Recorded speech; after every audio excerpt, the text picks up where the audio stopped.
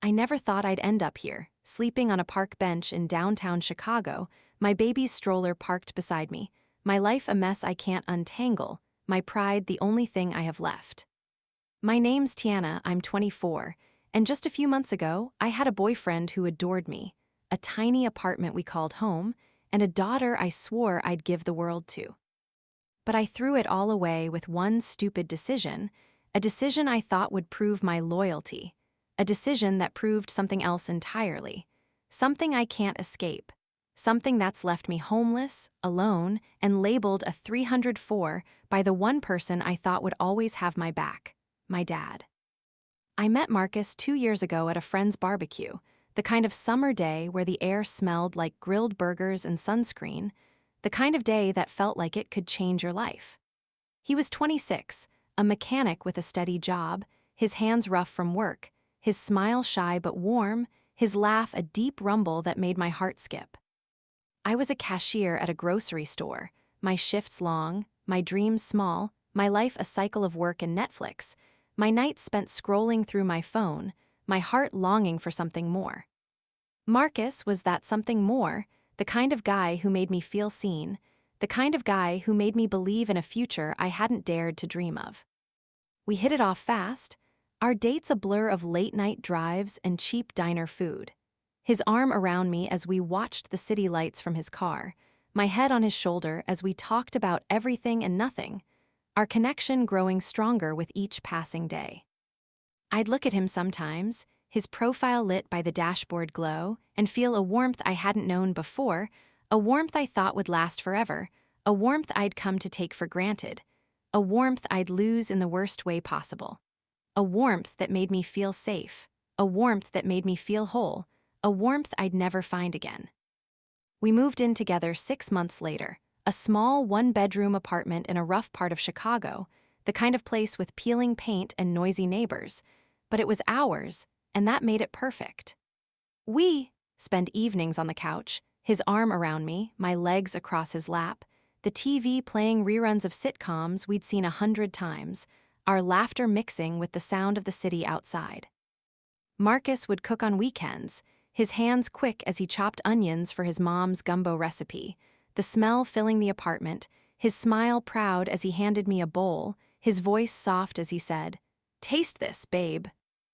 I'd tease him about his cooking, my tone playful, my heart full, my love for him a quiet certainty I thought would never waver. We'd dream about the future, his voice low as he talked about opening his own auto shop, my eyes bright as I imagined a better life for us. A life where we could afford more than just the basics. A life where we could be a real family.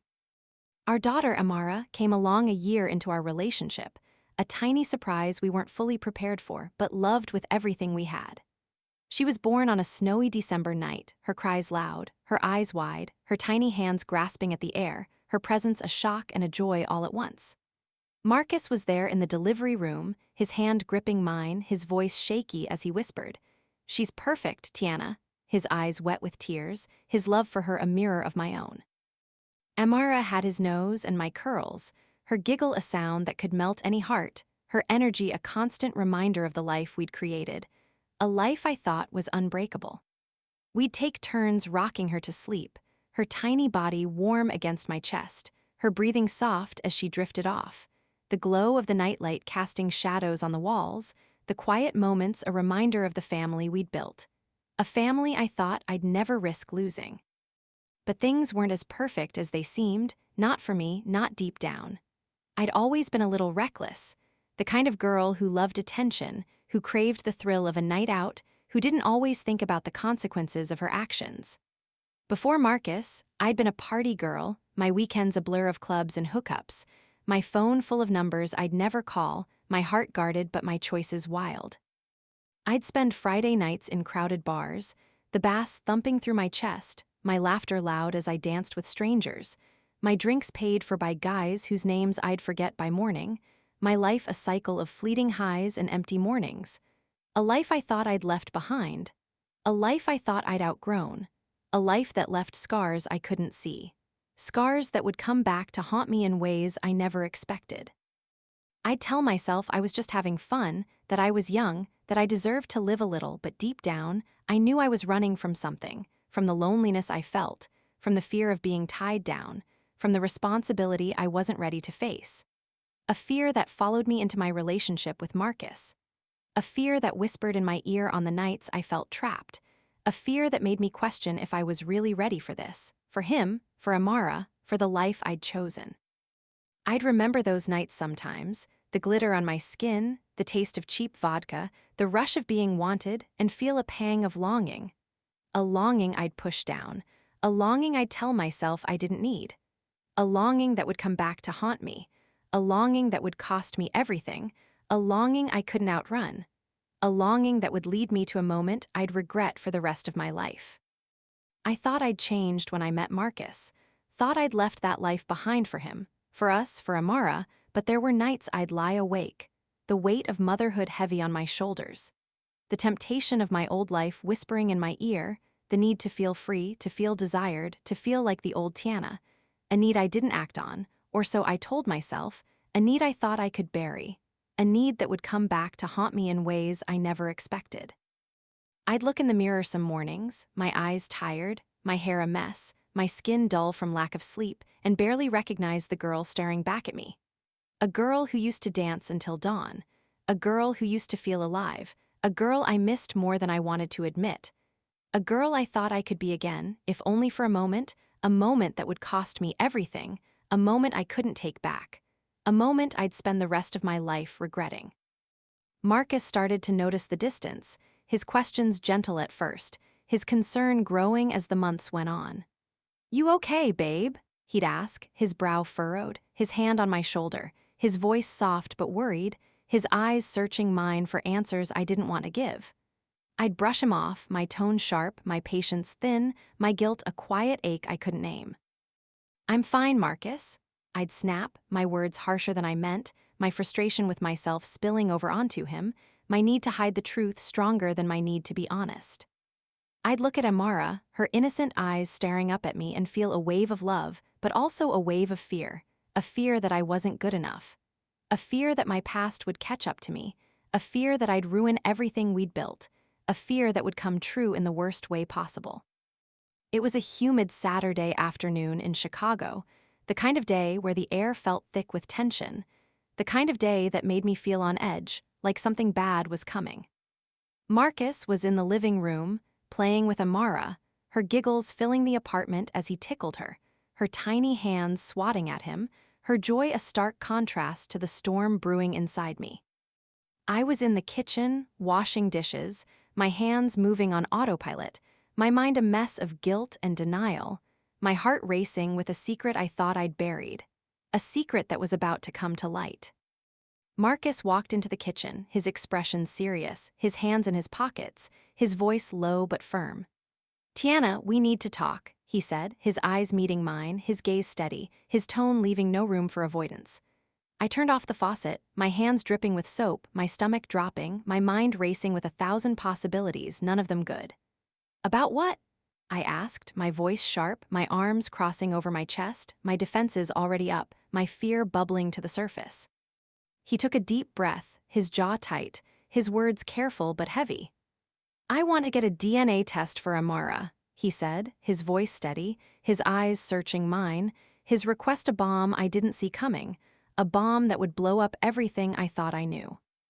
I felt a surge of anger, my pride wounded, my guilt buried under a wave of defiance, my need to protect myself stronger than my need to be honest. "A DNA test?" I repeated, my voice rising, my hands dropping to my hips, my nails digging into my skin. "Why would we need a DNA test, Marcus? She's your daughter, our daughter. Are you seriously doubting me right now?" He didn't flinch, his expression a mix of hurt and determination, his hands clenching into fists at his sides, his voice low but firm. "I'm not doubting you, Tiana," he said, his words measured, his eyes dark with emotion. "But I've heard things, rumors from your old friends, stuff about your past, about the guys you used to hang with. I've seen the way they look at me when I'm with Amara, the whispers at the barbecue last month, the comments about how she doesn't have my eyes, how she looks different. And Amara, she doesn't look like me, not really. I just need to know for sure. I need to know she's mine." His words hit me like a slap, the truth in them a knife to my heart, the doubt in his eyes a mirror of the doubt I'd tried to ignore, a doubt I'd buried deep, a doubt I couldn't face. I knew there was a chance, a small, reckless chance, that Amara might not be his, a chance from a drunken night I barely remembered, a night I'd told myself didn't matter, a night I'd convinced myself I could forget. It was a few weeks before I found out I was pregnant, a blurry memory of a club downtown, the music loud, the drinks strong, a guy whose name I never got, his hands on my waist as we danced, his smile a fleeting thrill I chased in a moment of weakness. A moment I thought I could bury, a moment I thought wouldn't matter, a moment that came back to haunt me in the worst way possible.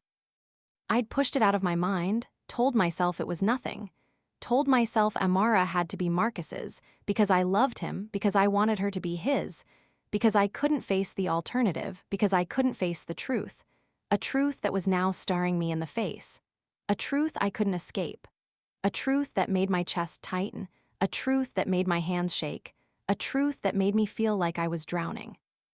I doubled down, my ego taking over, my need to prove my innocence outweighing my love for him. "You're ridiculous, Marcus," I snapped, my voice venomous, my tone dripping with disdain.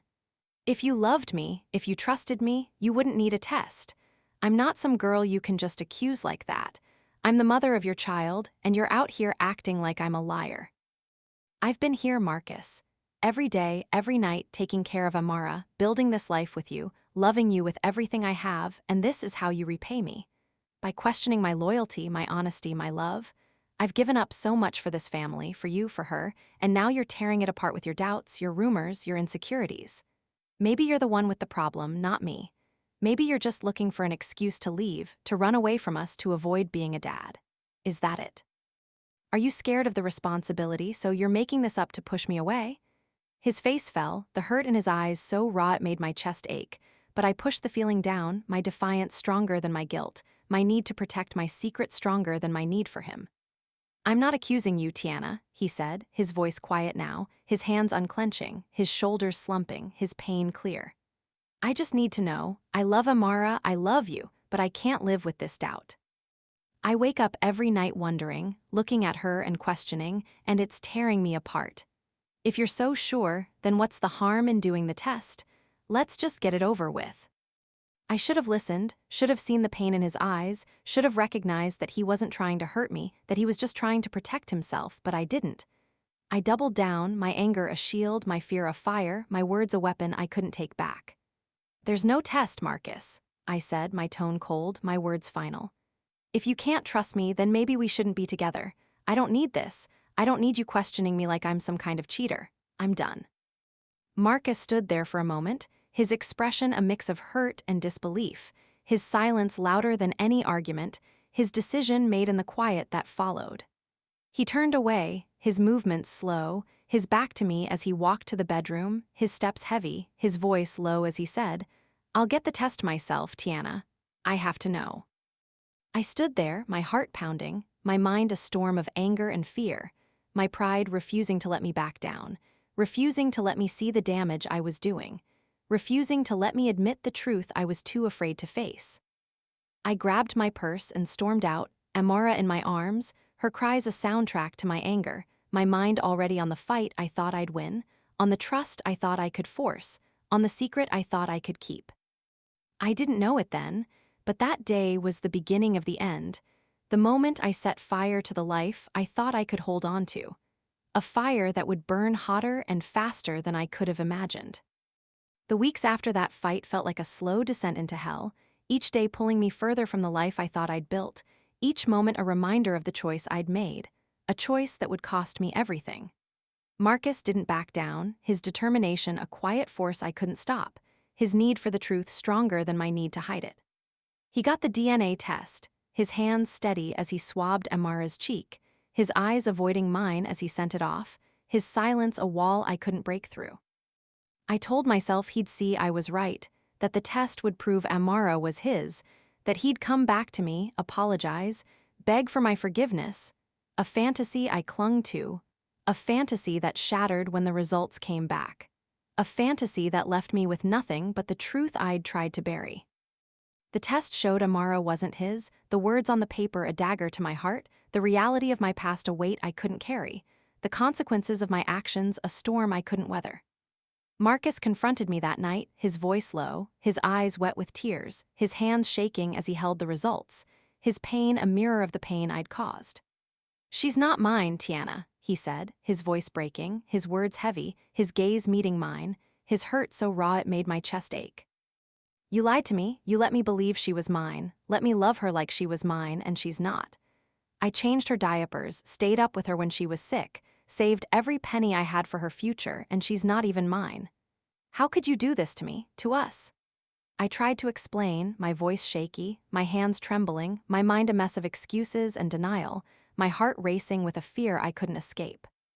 "I didn't know, Marcus," I lied, my words hollow, my tears falling, my guilt a weight I couldn't shake. "I thought she was yours, I swear I did. It was just one night, a mistake, I didn't think it mattered. I love you, I love Amara. We can still be a family, can't we?" But Marcus was done, his love for me broken, his trust in me shattered, his decision made in the silence that followed. "I can't do this, Tiana," he said, his voice flat, his eyes cold, his hands dropping the test results on the table, his back to me as he walked to the door. "I can't be with someone who'd lie to me like this, who'd let me raise another man's child without telling me, who'd betray me like this. I can't look at Amara without feeling this pain, this betrayal, this loss. I'm done. You need to leave." His words were a final blow, a dagger to the life I thought I could salvage, a life I'd destroyed with my own hands, a life I'd never get back. He moved out that night, his belongings packed into a duffel bag, his steps heavy as he left, the door closing behind him, the sound a reminder of the family I'd lost, the love I'd thrown away, the future I'd ruined. I couldn't afford the apartment on my own, my cashier job barely covering the basics, my savings non-existent, my pride too broken to ask for help, my options running out faster than I could think. I got evicted a month later, my belongings thrown onto the sidewalk, my tears falling as I packed what I could into a backpack, Amara in her stroller, her cries a soundtrack to my downfall, her innocence a stark contrast to the mess I'd made.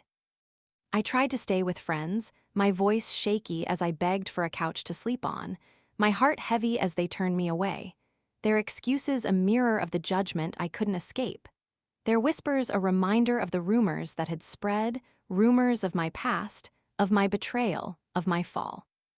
"I can't have you here, Tiana," one friend said, her eyes avoiding mine, her voice cold, her door closing in my face, her words a reminder of the reputation I'd earned.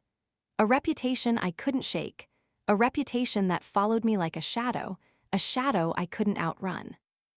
I'd walk the streets, Amara in her stroller, my feet aching, my stomach empty, my heart heavy, the stares of strangers a constant reminder of my fall. Their whispers a soundtrack to my shame, their judgment a weight I couldn't carry, a weight I'd brought on myself, a weight I couldn't escape. I called my dad my last hope, my voice trembling as I explained, my tears falling as I begged for help, my heart breaking as he spoke, his words a final blow to the family I thought I had left. "You're a 304, Tiana," he said, his voice cold, his words sharp, his judgment a weight I couldn't carry. "You made your bed, now lie in it.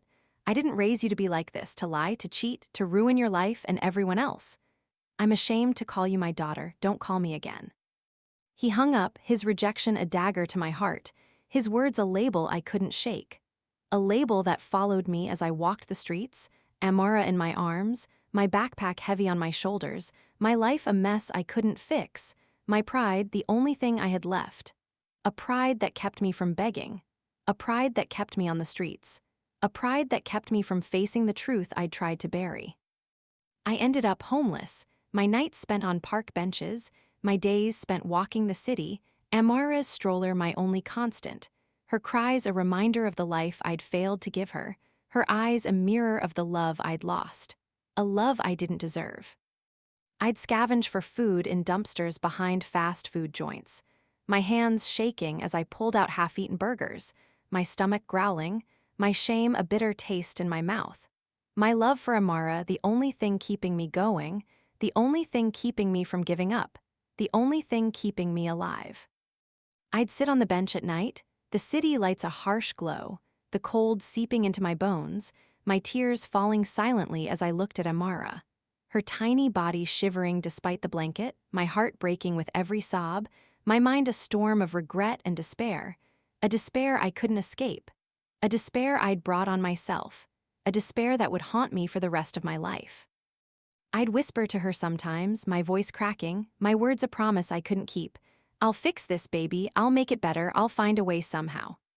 A lie I told myself, a lie I told her, a lie that kept me going, a lie that couldn't change the truth, a truth that I'd failed her, a truth that I'd failed us all, a truth that left me hollow, a truth that left me broken, a truth that left me alone. I'd look at her, her tiny hands reaching for me, and feel a wave of guilt, a wave of love, a wave of regret, a regret that came too late, a regret that couldn't change the past, a regret that couldn't bring Marcus back, a regret that couldn't fix the family I'd broken, a family I'd never get back. I've been on the streets for 2 weeks now, my body aching from the cold, my heart heavy with the weight of my choices, my mind a storm of regret and resentment, a storm I can't escape. I sit on a park bench in downtown Chicago, Amara asleep in her stroller, her tiny body wrapped in a blanket I found in a donation bin, her breathing soft, her innocence a stark contrast to the chaos of my life, a chaos I created, a chaos I can't undo. I look at her, her curls a mess, her cheeks flushed from the cold, and feel a wave of love, but also a wave of anger. An anger I can't let go, an anger I turn outward, an anger that keeps me from facing the truth, a truth I'm too afraid to admit. I think about Marcus constantly, his smile, his touch, the way he'd loved me, the way he'd loved Amara, a love I'd taken for granted, a love I'd lost forever. I think about the night I can't forget, the night I told myself didn't matter, the night that changed everything, a night I can't take back, a night that cost me everything. I think about my dad, his words echoing in my mind, his rejection a wound that won't heal, his label a scar I can't erase, a scar that defines me now, a scar I can't escape. I think about the life I had, the apartment, the laughter, the family, a life I threw away for a moment of recklessness, a moment I thought I could hide, a moment that came back to haunt me in the worst way possible. But instead of owning my mistakes, I let resentment take over, a bitter shield against the guilt I can't face. If Marcus had just trusted me, I wouldn't be here. I mutter to myself, my voice low, my eyes fixed on the ground, the cracks in the pavement a map of my fractured life. He should have believed me, should have loved me enough to let it go, should have stayed for Amara, even if she wasn't his. He's the one who walked away, who left us on the streets, who didn't care enough to fight for us, to fight for me. And my dad, he's supposed to be there for me, not judge me, not call me names, not turn his back on me when I need him most. He's my father. He should have helped me, should have taken us in, should have been there for Amara, even if he hated me. They're the ones who failed me, not the other way around. I ignore the irony of my words, the selfishness in my logic, the truth that I'd been the one to lie, the one to betray, the one to destroy everything I had. A truth I can't face, a truth I won't face, a truth I'd rather bury under a pile of blame, a blame I throw at everyone but myself, a blame that lets me pretend I'm the victim, a blame that lets me avoid the mirror I'm too afraid to face, a blame that keeps me from admitting that I'm the one who ruined everything. That I'm the one who deserves this, that I'm the one who's to blame. I decide to fight back, my anger fueling a new plan, a plan to reclaim what I've lost, to prove that I'm not the villain, that I'm still a good mom, that I deserve a second chance. Even if it means more chaos, even if it means more pain, even if it means dragging everyone down with me. I pull out my phone, my hands shaking from the cold, my battery at 5%, my mind set on a message meant to hurt, to manipulate, to pull Marcus back into my life, to make him feel guilty for leaving, to make him pay for my pain. "You can't just walk away, Marcus," I type, my tone calculated, my words a mix of desperation and defiance. "Amara needs a dad, even if she's not yours. You loved her once, you can't just abandon her like this. I'm on the streets because of you, because you couldn't trust me, because you gave up on us. Meet me tomorrow at the park on 5th Street, 3 p.m., or I'll tell everyone you left us to die out here, that you're the reason we're homeless, that you're a deadbeat who doesn't care. I'll post it online, tell your boss, tell your family, make sure everyone knows what you did to us, what you did to Amara. I'll make sure your life falls apart like mine did, make sure you feel the pain I feel, make sure you can't move on while I'm stuck here suffering. I'll show up at your job, at your mom's house, anywhere I can find you, until you face me, until you fix this, until you take us back, until you make this right, until you give me back the life I lost, until you see what you've done to us. Don't make me do this. I hit send, a cold determination settling in my chest, a belief that I'm right, that I deserve this, that I can rewrite our story to make myself the victim and him the villain. A belief that I can use Amara to pull myself out of this hole I've dug. A belief that I'm entitled to his guilt, his help, his life. Because I can't face the reality of my own mistakes. Because I can't admit that I'm the one who destroyed everything. Because I need to believe I'm still worth saving. Because I can't bear the thought that I've lost them forever due to my own selfish choices. Because I refuse to accept that I alone am to blame for my downfall. I set my phone down, my heart racing, my mind already imagining his response, my hope a fragile thing I cling to. A hope that he'll see my message, that he'll feel something, that he'll come back to save me. A hope I don't deserve, a hope I can't let go. A hope that feels like a lifeline in this darkness. A hope that keeps me from breaking completely. A hope that might be my last chance. But deep down, I know the truth. I've burned that bridge, and no amount of manipulation can rebuild it. No amount of words can erase the hurt I've caused. No amount of regret can bring him back. I'm alone, and I have no one to blame but myself, a truth I'm not ready to face. A truth I'll keep running from. A truth that will haunt me long after the screen goes dark.